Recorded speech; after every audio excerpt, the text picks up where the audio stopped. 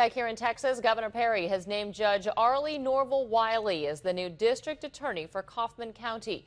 DA Mike McClellan and his wife were found shot dead in their home late last month. There is a $100,000 reward for information leading to their killer.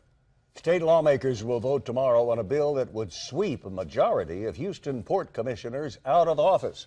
The proposed legislation is part of a statewide port reform effort that started with a 13 undercover investigation more than 2 years ago. Tonight, reporter Ted Oberg investigates.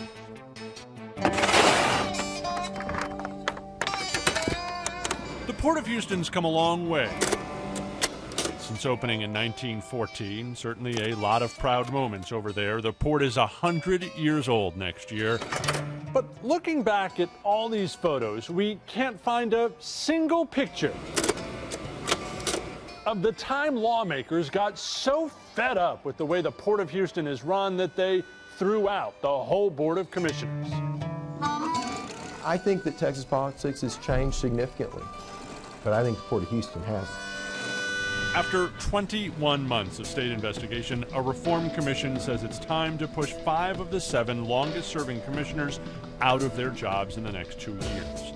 Angleton's Dennis Bonin is pushing the reform. We believe it's time for new blood and new opportunity at the port. Not surprisingly, there's evidence some port commissioners don't see it that way. Take 13-year Commissioner Case LaWall as an example.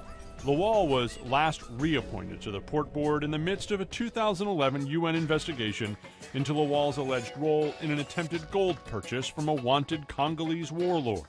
LaWall's company denied any wrongdoing. Just last year, LaWall and his family gave State Representative Carol Alvarado the $30,000 campaign dollars.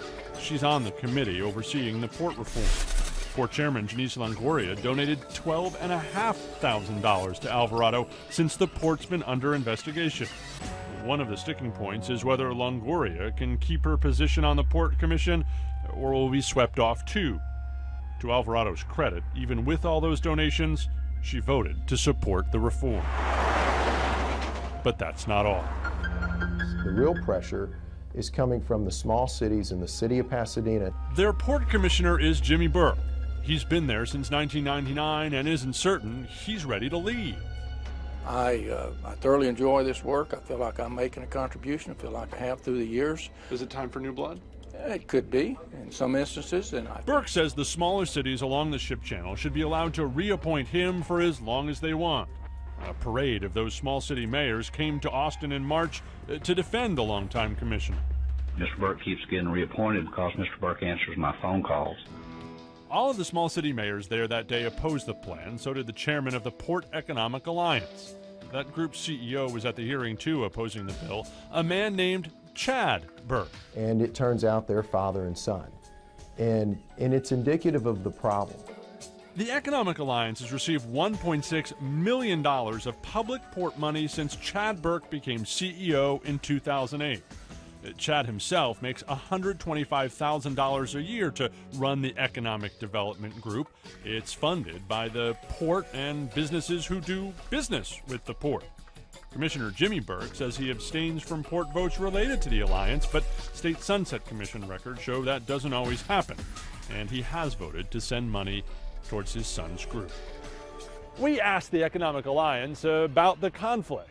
They sent us a statement that didn't point to any policy or rules on how they deal with it. They simply said Chad Burke represents the interests of their members, and he'll continue to do so. In Austin, Ted Oberg, 13 Eyewitness News.